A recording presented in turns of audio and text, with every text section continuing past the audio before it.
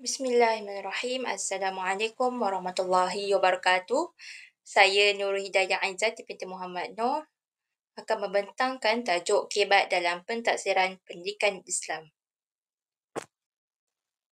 Definisi pentadsiran dalam pendidikan Islam.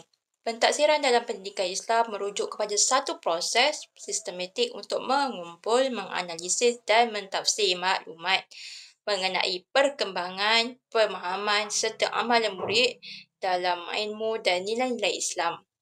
Ia bertujuan untuk menilai sejauh mana objektif pembelajaran tercapai selain membantu murid untuk memperbaiki diri dalam aspek keilmuan, kerohanian dan akhlak. Dalam konteks pendidikan Islam, pentadsiran bukan hanya sekadar untuk mengukur kefahaman murid secara akademik, namun ia juga untuk menilai penghayatan murid dari segi pemahaman mereka dalam ajaran Islam seperti akidah, ibadah, akhlak, amalan nilai Islam dalam kehidupan seharian. Baiklah, konsep pentadsiran dalam pendidikan Islam. Pentadsiran dalam pendidikan Islam berasaskan beberapa konsep utama yang menggambarkan kepentingan dan matlamatnya. Yang pertama adalah holistik. Pentadsiran tidak hanya tertumpu kepada aspek kognitif, iaitu pengetahuan semata-mata, namun ia juga meliputi pelbagai aspek efektif, penghayatan dan akhlak serta psikomotor, amalan dan perlakuan. Contohnya dalam topik solat, pentadsiran bukan hanya menguji teori, iaitu rukun solat, namun ia juga menguji kemahiran praktikal iaitu cara pelaksanaan dan penghayatan solat dalam kehidupan seharian. Baiklah, konsep pentadsiran dalam pendidikan Islam yang kedua adalah bersifat tarbiyah, iaitu mendidik dan membimbing. Pentadsiran bukan hanya sekadar menilai pencapaian akademik, namun ia juga perlu mendidik murid untuk memahami, menghayati dan mengamalkan Islam secara ikhlas dan istiqamah. Guru sebagai pembimbing bertindak untuk membimbing murid dan memberi dokongan kepada mereka berdasarkan hasil pentadsiran yang diperolehi. Guru perlu memastikan murid memahami pentadsiran yang dilaksanakan dan hasil tersebut adalah mereka dapat mengaplikasikan dalam kehidupan mereka. Baiklah, konsep pentadsiran yang ketiga adalah adil dan saksama. Pentadsiran dalam pendidikan Islam harus dilaksanakan secara adil, telus, tanpa berat sebelah ataupun pilih kasih. Ia perlu mengambil kira pelbagai perbezaan latar belakang, keupayaan dan keperluan murid. Murid perlu diberi peluang untuk menunjukkan potensi diri mereka melalui pelbagai kaedah pentadsiran, contohnya objek ujian bertulis, penilaian berbentuk projek ataupun aktiviti secara praktikal. Oleh itu, pentadsiran dalam pendidikan Islam merupakan satu proses yang penting bukan sahaja untuk mengukur kefahaman murid, namun ia juga untuk membimbing mereka ke arah yang lebih holistik, iaitu menyeluruh, berterusan dan mendidik. Pentadsiran dapat membantu murid untuk membentuk individu Muslim berilmu, berakhlak dan beramal berdasarkan ajaran Islam yang sebenar. Apakah yang dimaksudkan dengan kebat? Kebat merujuk kepada proses pemikiran yang melibatkan analisis, sintesis, penilaian dan penyelesaian masalah secara kritikal ataupun kreatif. Dalam pendidikan Islam, kebat diaplikasikan melalui soalan-soalan yang mendorong murid untuk berfikir secara mendalam tentang satu konsep akidah, ibadah, akhlak ataupun sirah, supaya murid ini bukan sahaja memahami ilmu tetapi dia boleh mengaplikasikan dan menghubung kait apa yang dipelajari dalam kehidupan sebenar mereka. Konsep kebat dalam pendidikan Islam. Menurut taksonomi Bloom, kebat melibatkan 3 tahap tertinggi dalam domen kognitif, iaitu menganalisis, menilai dan mencipta. Menganalisis bermaksud kebolehan murid untuk memecahkan maklumat yang kompleks kepada maklumat yang lebih kecil dan terperinci. mengenal pasti hubungan antara bahagian tersebut serta memahami pola ataupun struktur yang wujud. Dalam pendidikan Islam, tahap ini membantu murid untuk membuat perbandingan, menghubung kait fakta dan konsep Islam serta melihat perkara secara lebih mendalam dan teliti. Contoh aplikasi dalam pendidikan Islam berkaitan dengan bidang akidah, murid boleh membandingkan perbezaan antara iman yang benar dan syirik serta menghubung kait dengan dalil daripada Al-Quran dan hadis. Dalam bidang akidah, ibadah, murid boleh menganalisis hikmah solat berdasarkan hikmah solat terhadap kesejahteraan diri dan masyarakat. Yang seterusnya dalam bidang akhlak, murid boleh mengkaji punca ataupun kesan akhlak mazmumah seperti apa kesan hasad dengki dalam kehidupan seharian. Dalam bidang sirah pula, murid boleh meneliti strategi dakwah Nabi dan boleh menghubungkaitkannya strategi dakwah pada masa kini. Dari konsep menilai bermaksud keupayaan murid untuk membuat pertimbangan, justifikasi ataupun keputusan berdasarkan dalil dan bukti yang sahih. Dalam pendidikan Islam, ia melibatkan penggunaan hujah yang kukuh berdasarkan sumber seperti Al-Quran, hadis, ijma' ataupun qiyas. Contoh dalam aplikasi pendidikan Islam dalam bidang akidah, murid dapat menilai kepentingan rukun iman dalam kehidupan seseorang Muslim dengan menyokong hujah dengan menggunakan ayat Al-Quran ataupun hadis. Baiklah, kita pergi kepada isu kebat dalam pentaksiran pendidikan Islam. Isu yang pertama adalah penekanan terhadap aspek kognitif sahaja. Salah satu isu yang utama adalah kebanyakan guru masih menggunakan pentaksiran kepada aspek kognitif sahaja seperti menghafal fakta, definisi dan menjawab soalan bertulis. Dari segi aspek efektif dan psikomotor kurang digunakan ataupun diberi perhatian. Sedangkan kedua-dua aspek ini amat penting dan saling berkaitan dengan aspek kognitif dalam pembentukan syakhsiat pelajar.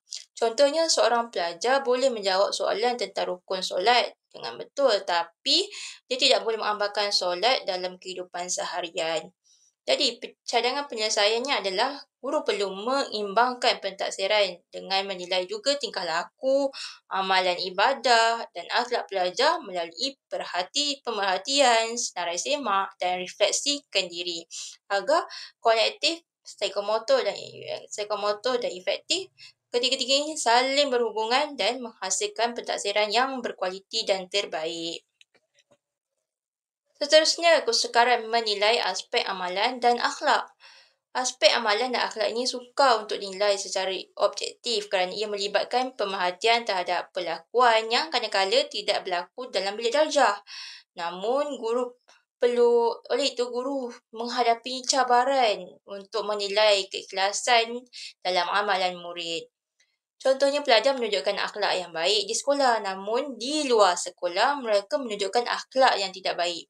Jadi, cadangan penyelesaian bagi isu ini, pentaksiran hendaklah melibatkan pelbagai pihak seperti guru bimbingan, ibu bapa, rakan sebaya untuk mendapatkan gambaran menyeluruh terhadap akhlak dan amalan pelajar di dalam sekolah dan luar sekolah.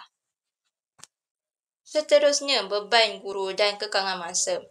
Guru menghadapi beban tugas yang tinggi dan kekangan masa untuk menyediakan instrumen pentaksiran yang pelbagai dan berkualiti. Ini menyebabkan mereka cenderung menggunakan kaedah pentaksiran yang mudah dan cepat seperti ujian bertulis. Contoh, guru tidak sempat menyediakan rubrik ataupun senarai semak untuk menilai bacaan Al-Quran secara individu. Jadi, cadangan penyelesaian bagi masalah ini, pentadbir sekolah perlu memberikan sokongan dari segi pengurusan masa ataupun bantuan tenaga kerja seperti pembantu guru ataupun melaksanakan program bimbingan rakan sebaya.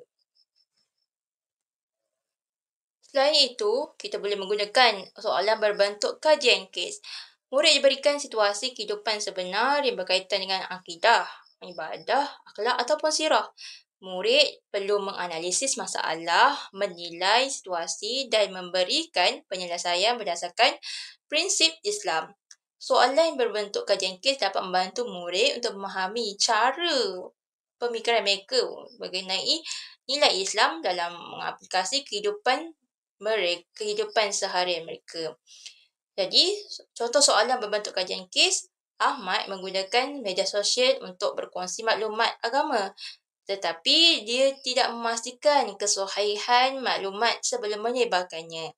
Jadi, situasi yang kita berikan kepada murid, apakah langkah yang perlu diambil oleh Ahmad berdasarkan prinsip Islam? Selain itu, pelaksanaan kebat juga boleh dilaksanakan melalui pentaksiran berasaskan projek.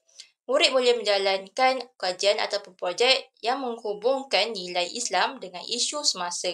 Mereka perlu melakukan penyelidikan, menilai situasi dan membentangkan dapatan dalam bentuk laporan. Infografik, mereka juga boleh membentangkan dapatan kajian mereka dari segi infografik ataupun video yang kreatif. Projek ini boleh membolehkan mereka memahami ajaran Islam secara mendalam dan mengaplikasikannya dalam kehidupan. Secara tidak langsung, pentaksiran berasaskan projek ini menyumbang kepada kemahiran digital kepada guru dan murid. Kerana guru juga akan mempelajari kemahiran digital tersebut dan murid akan mempelajari kemahiran digital dan menjadi lebih kreatif dan inovatif. Seterusnya, aplikasi kebat dalam pentaksiran pendidikan Islam, penerapan teknologi dalam pentaksiran kebat. Teknologi yang semakin canggih pada hari ini dapat digunakan dalam proses PDP. Teknologi digunakan untuk menilai pemikiran kritis dan kefahaman murid secara interaktif. Murid dapat menjawab soalan berbentuk kuis digital, menulis refleksi, pembelajaran melalui blog ataupun membina kandungan multimedia yang berkaitan dengan topik yang dipelajari. Contohnya penerapan teknologi kebat melalui Kahoot dalam pentaksiran Islam. Jadi mereka boleh mencipta, boleh mempelajari sesuatu yang baru. Contohnya mencipta blog. Mereka boleh menyampaikan dakwah Islam dalam tu dan mereka boleh berkongsi pandangan mereka dan ini boleh membentuk keyakinan dalam diri mereka. Baiklah, kita lihat pada kesan dan impak kebat dalam pendidikan Islam ini. Dari segi individu, ia boleh meningkatkan daya fikir kreatif dan memahami Islam dengan sebaiknya. Seterusnya, menggalakkan kreativiti dalam mengamalkan nilai Islam dalam kehidupan harian. Seterusnya, membentuk peribadi Muslim yang mampu membuat keputusan berdasarkan prinsip Islam yang sebenar. Dari segi masyarakat, boleh melahirkan masyarakat yang lebih bijak menilai maklumat dan tidak mudah terpengaruh dengan berita palsu.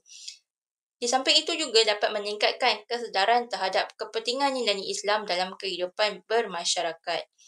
Kebat ini memberi impak yang positif kepada semua pelajar dan guru juga dapat impak yang positif. Jadi, kita haruslah menggunakan kebat ini dengan sebaiknya. Secara kesimpulannya, pentaksiran kebat dalam pendidikan Islam bukan hanya sekadar menilai pengetahuan, tetapi untuk menggalakkan murid menganalisis, menilai dan mencipta solusi berdasarkan prinsip Islam. Dengan menggunakan kaedah seperti kajian kes, projek, perbahasan ataupun teknologi, pentaksiran menjadi lebih bermakna, relevan dan berkesan dalam membentuk murid yang berilmu, berakhlak dan mampu menghadapi cabaran dunia yang moden dengan kefahaman Islam yang sebenar dan mendalam. Oleh itu, kita sebagai guru hendaklah bijak menggunakan kebat ini dalam pentaksiran dan murid juga akan menggunakan kebat ini dengan sebaik mungkin dengan bimbingan guru-guru.